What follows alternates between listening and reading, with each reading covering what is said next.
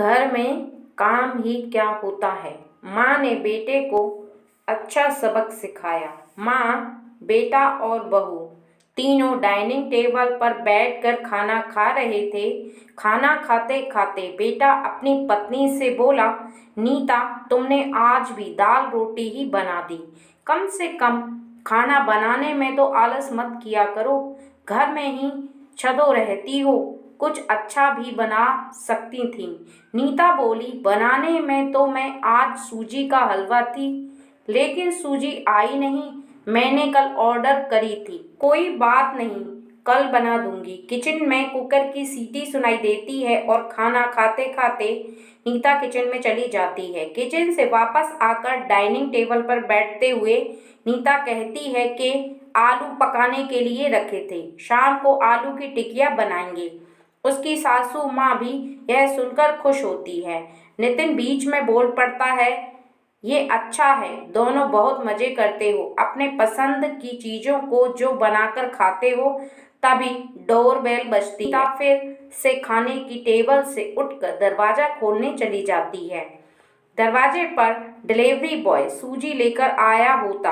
Parcel लेकर नीता फिर से डाइनिंग टेबल पर खाना खाने बैठती है। तब माँ बेटे से कहती है कि तू दरवाजा खोल देता, बेचारी को खाना खाते समय भी सुकून नहीं है। बेटा कहता है, सॉरी माँ, मैं नहीं उठ सकता, मुझे ऑफिस जाने के लिए देर हो रही है। नितिन खाना खाकर ऑफिस की तैयारी करने के लिए अपने रूम में चला जाता है। कुछ ही सेकंड बाद वो नीता को आवाज लगाता है, नीता, मेरी घड़ी कहाँ है? मिल नहीं रही है। नीता खाना खाते खाते ही उसे बताती है, अलमारी के ड्रॉर में देखो। नितिन कहता है, नहीं मिल रही है। नीता फिर एक बार खाने के टेबल से उठकर उसके तरफ जाने वाली होती है कि सासू माँ उसे रोक लेती है और पहले खाना खाने के लिए कहती है। सासू माँ कहती है, बच्चा नहीं है, ढूंढ लेगा वह। थोड़ी देर बाद रूम से नितिन की आवाज आती है, मिल गई।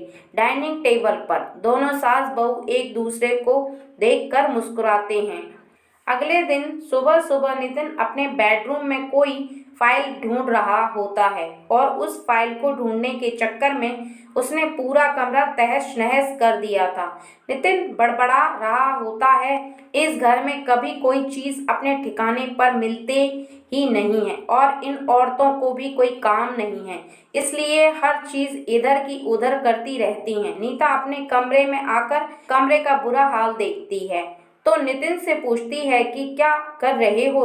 नितिन कहता है, वह फाइल कहाँ है जो मैंने तुम्हें परसों दी थी। नीता तुरंत वह फाइल निकाल कर नितिन के हाथों में थमा देती है और उससे कहती है कि एक बार मुझसे पूछ लिया होता, पूरा कमरा फैलाकर रख दिया है।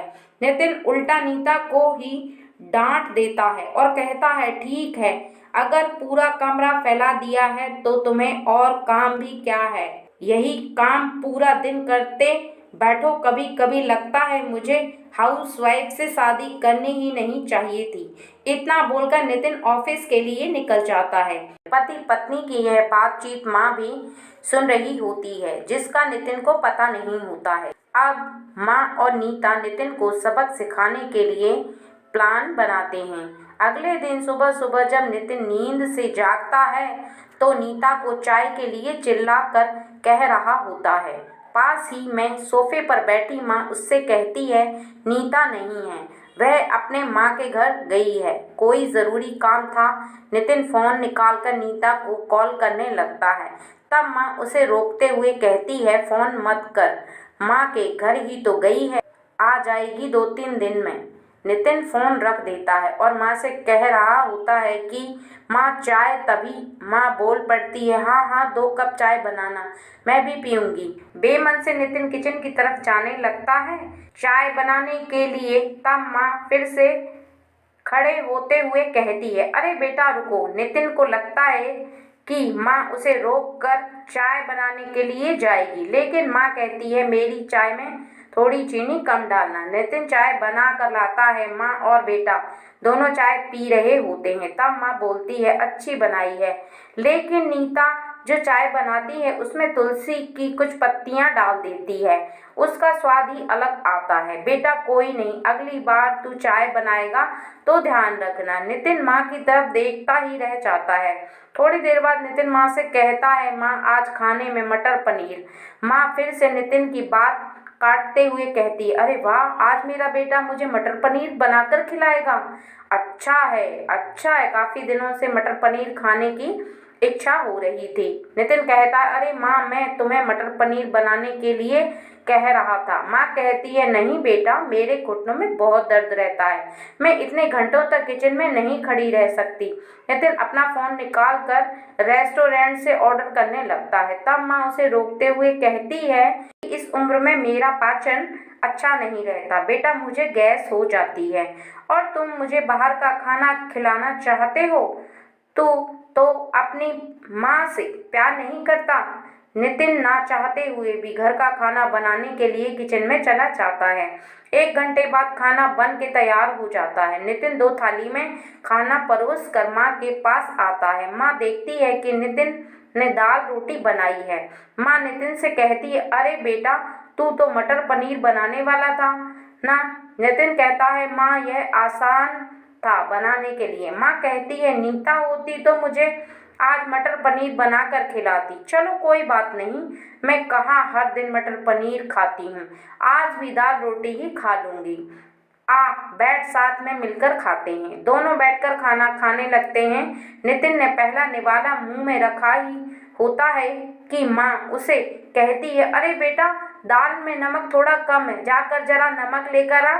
नितिन खाते खाते उठता और किचन से जाकर नमक लेकर माँ को देता है, फिर अपना खाना खाने बैठता है। बीच में ही माँ खांसने लगती है और नितिन से कहती है, अरे बेटा, खाना गले में अटक गया है, थोड़ा पानी लेकर आ। नितिन फिर से खाना खाते खाते उठता है और पानी लेकर माँ को देता है। इन सब से नितिन के मुंह पर परेशानी साफ देखी जा सकती थी। नितिन को अब महसूस भी हो रहा होता है कि जैसा बर्ताव वह नीता के साथ करता है उसे कितना बुरा लगता होगा। हालांकि नीता के मुंह पर कभी उसने शिकन नहीं देखी थी। माँ यहीं नहीं रुकती। खाना खा के हो जाने पर माँ नितिन को थालियां धोने के लिए कहती है। फिर माँ अपने बेड पर आराम करने लगती है। तब नितिन को चादर उड़ाने के लिए कहती है। उसके बाद जब नितिन रूम में जा रहा होता है तब उसे रोककर एसी कम करने के लिए कहती है। इन सब कामों से अब परेशान हो जाता है लेकिन कुछ बोल नहीं पाता। अगले दिन सवेरे सवेरे नितिन खाना बनाने के लिए सब्जियां काट रहा होता है लेकिन उसका ध्यान सब्जियों पर नहीं होता। वह नीता के बारे में सोच रहा होता है और पछतावा कर रहा होता है वह कितना गलत था कि हाउसवाइफ का काम आसान होता है। तभी बेख्याली में उसकी उंगली कट जाती है, उससे खून बहने लगता है और बेसिन में अपनी उंगली धोने के लिए चला जाता है। तभी नीता उसके पास आकर उसके हाथों में पट्टी बांधने लगती है। यानी कि नीता कभी माँ के घर गई ही नहीं थी। यह तो सास बहू के प्लान का हिस्सा था जिससे वह नितिन से छुपकर उसी घर में रह रही थी। नितिन नीता को देखकर काफी खुश हो जाता है। नीता से कहता है, घर का काम हम दोनों मिलकर किया करेंगे। नीता पूछती है, क्यों, ऐसा क्यों? नितिन कहता है कि मैं घर का काम सीख जाऊंगा और घर अगर हम दोनों का है तो घर का काम भी हम दोनों का ही होना चाहिए। दोस्तों, वीडियो अगर पसंद आए तो वीडियो को लाइक करें और चैनल को सब्सक्राइब करें। धन्यवाद।